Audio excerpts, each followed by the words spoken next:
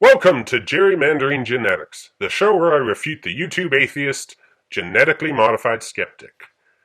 And before we begin, let's mention the elephant in the room. This is going to be awkward because I can't pause the video and collect my thoughts, and I didn't script this part out. But a while ago, my computer did an update, and certain files stopped working, including Steam and Audacity. I got Steam to work again, but for some reason my computer doesn't recognize the file to install Audacity again, so I don't have a program to record my voice and clean it up. So I have to do this by video.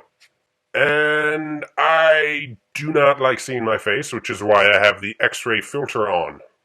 That helps considerably. Where was I? I swore I had more to say. This is why I miss Audacity. Right, script. This causes me to have to script my videos. Otherwise you get awkward silences like that. So, it's sort of forcing my hand here, which is probably for the best, but it may or may not make my videos take longer to make. But I was already falling behind on the videos anyway. It is Christmas Eve right now as I record this. So, and it's been a while since I wrote the script for it. So yeah, if I haven't already by the time you're watching this, I am running short on videos. So at some point, there may be Sundays where I don't post a video because I just don't have one. So the consistency is going to drop off, I'm sure. Anyway, on to, hopefully, next video I'll actually script my introduction as well. Anyway, on to the video at hand.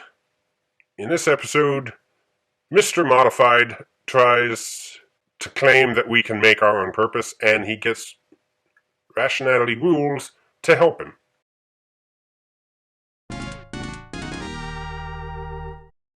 Let me start out by addressing the idea that not atheists, but atheism itself is hopeless or nihilistic. This is a time where I must make the clarification which atheists have to make all too often, that atheism is just a simple lack of belief in God or gods. It's a singular position on a singular issue. Acting as if atheism entails or demands a certain worldview is just misguided. So, of course, treating atheism as a worldview and stating that it's inherently nihilistic or hopeless is just nonsensical. What's truly nonsensical is trying to claim that you lack a belief in any given subject. Either you believe X, or you believe not X, or you never heard of X. There are no other options. The closest you can get to what the new atheists try to push about belief is having equal certainty that either option could be true. If you're even 51% certain that X is true, then that is what you believe. And although I would argue that 50% certainty would be a belief in both, as opposed to a lack of belief in both, I don't actually have to argue that because no atheist, at least none that go online and argue about it, would claim only 50% certainty. Mr. Cosmic, for example, has stated that he is 99% certain, or at least over 90%. I am not certain of the exact percentage he used. So tell me this. At what percentage certainty or confidence can you claim belief? Because most, if not all, atheists will not claim 100% certainty in anything. So, at what percentage of certainty or confidence can you claim you have belief in a particular subject? Are you 100% certain that the moon exists? If not 100%, then how certain are you?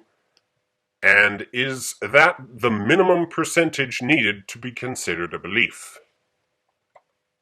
So in order to further my discussion of this topic, I'll be addressing the claims that 1. Fulfillment and meaning which promote happiness cannot be found without the belief in the creation of purpose by the supernatural. And who exactly makes that argument? Mr. Rationality actually gets it more right than Mr. Modified here. The argument is not belief in my religion can make you fulfilled and happy, although some people may make an appeal to emotion like that. The argument is more like, if atheism is true, then the universe is nothing more than blind, pitiless indifference with no purpose or meaning. 2, that life is meaningless without an afterlife. And I think Mr. Modified is getting confused by the term afterlife. So let's get a little more accurate in what we're actually saying. Life is meaningless if it ends. I don't just mean some life, I mean all life. If there is one person who has his life truly end, and I mean while everyone else lives forever, then that person's life may have increased value and meaning. But that is not a guarantee, and ultimately that person will be forgotten by everyone except God. Now, if everyone dies and ceases to exist after that, then you don't even have memories. What was the meaning of John Doe's life in an accountant from Albany in the 1700s? He lived a quiet life and nobody even knew his name, even after he died on a camping trip, and was never found because nobody looked. If atheism were true and he just ceased to exist, then there was no meaning to his existence, nor anyone else's ever. And 3, that atheists cannot and do not lead fulfilled, meaningful, and happy lives. Again, who makes this argument? This one is even more of a straw man than the first. I do not know of anyone who claims atheists can't be happy, in the present at least. Of course they can't be happy in the afterlife. This point is so irrelevant, I'm just gonna skip it. In response to claim 1, I and many atheists like me reject the premise that meaning and purpose are to be found rather than created. What I mean by that is that I think that meaning and purpose are constructs of the mind. It's value assigned to reality by an observer. Does that make meaning and purpose any less real? No. It doesn't matter whether meaning is objective or subjective, the role it plays in our lives is just as impactful. I see the construct of meaning a lot like the construct of beauty. If you see a painting that you think is beautiful, but others disagree, showing that beauty is entirely subjective, does that make the painting any less beautiful to you? Further, are you even able, by sheer force of will, to stop finding beauty in the painting? You created the feeling and idea that the painting is beautiful, but you experience its beauty in just the same way as you would even if it existed beyond your mind. The beauty of that painting will only cease to exist once you do. Meaning is just the same. Alright, so this is a sneaky false analogy here. Beauty is subjective, and although it may be possible to argue for an objective standard for beauty somehow, I'm not going to try. He tries to argue that all meaning is subjective by saying that beauty is analogous to meaning, but it's not. Even if I grant you that beauty is nothing but subjective, the same cannot be said about meaning. There is an objective purpose for a hammer, to hammer nails. You can come up with all the side purposes you want, but it won't change the real purpose of the hammer. Now, human inventions, purpose can change by humans reassigning purpose. For example, safety glass was discovered by accident, and I believe Teflon was invented for a different purpose than it ended up being used for. But this is not done by the individual. The human race can change the purpose of human creations. But we're not talking about human creations here. Humans can't give purpose to the trees or flowers. They can give purpose to a specific tree or flower that they planted, but only within the scope of what they were trying to accomplish. They can't determine why the trees should be made of wood or why flowers should smell nice. Plants are around before humans, so humans were never in the position to give a purpose for the plants. And you can't reassign purpose of something you didn't create. To address claim 2, allow me to show you a clip from a video produced by Seth Andrews of The Thinking Atheist. It makes the point that I like to share with you beautifully, explaining it more effectively and eloquently than I ever could. This clip is from the video titled Afterlife. And apart from the lack of evidence of a heaven or hell, there is another problem that the concept of an afterlife has. It is to diminish the value that we place on our lives in the here and now. An unlimited supply of anything, including life, means that its existence cannot be appreciated. If life is eternal, then there should be no sense of urgency. Once I began to understand this very point after coming out of my own faith, I actually began valuing the lives of myself and others much more than before. If life is infinite, then why ever value a finite moment? If life is temporary, every moment of it becomes precious. I highly recommend that you watch Afterlife by Seth Andrews, as well as Afterlife is Meaningless Without Afterlife by Dark Matter 2525. They expand upon this topic phenomenally. This is just one way a non-theistic worldview, my own in this case, can allow for the existence of deep, impactful meaning and purpose without entertaining any notions of the supernatural or post-death existence. This idea that life can only have meaning if it ends makes a couple of fatal flaws. First, he's confusing meaning or purpose with value. Diamonds are valuable because of their rarity. If they were everywhere, they'd be worth nothing. But this has nothing to do with the meaning of a diamond, why a diamond exists at all. Second, diamonds don't ascribe their own value. The value is given by a transcendent source. Likewise, people cannot ascribe their own value. Their value must be given to them by another.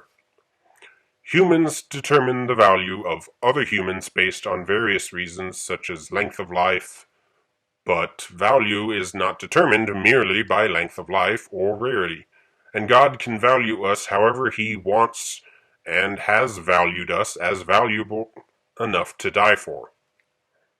But if atheism were true, then who cares what anyone's value is?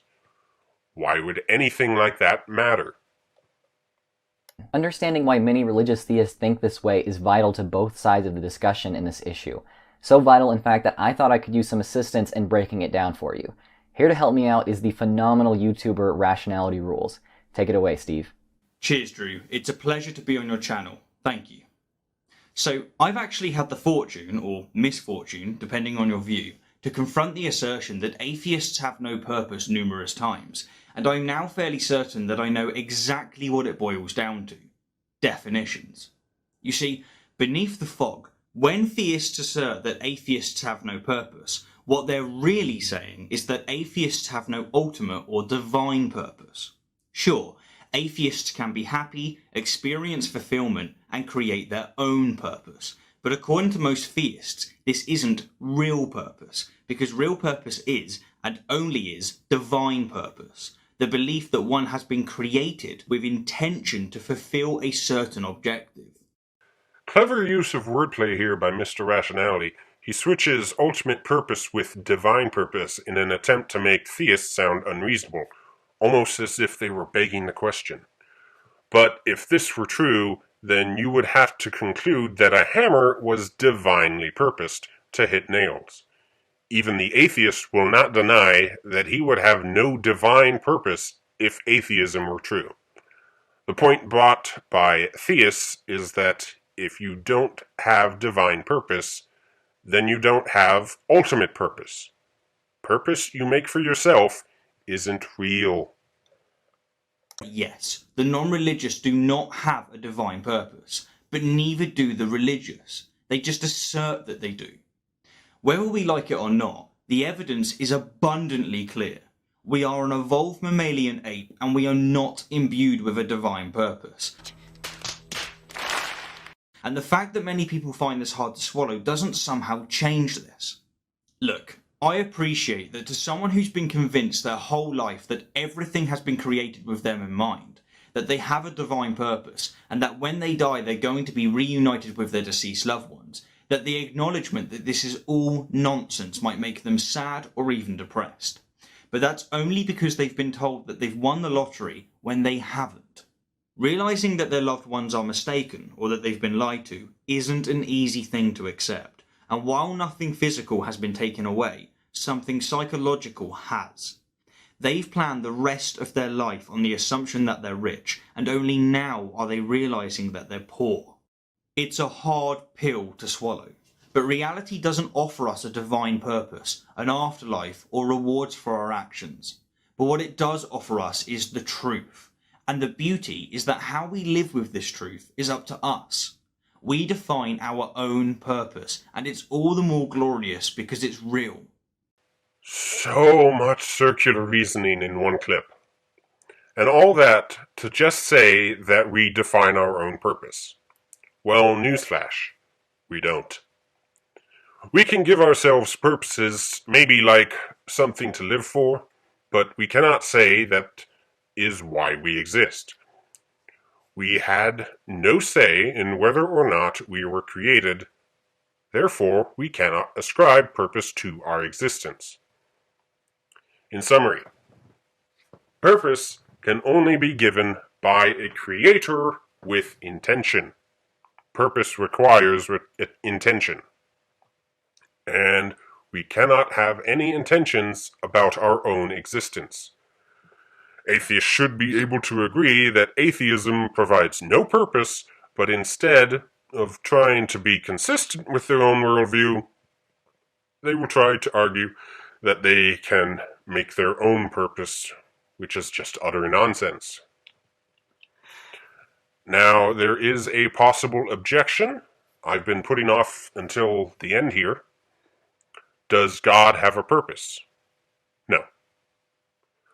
God does not have an ultimate purpose for his existence.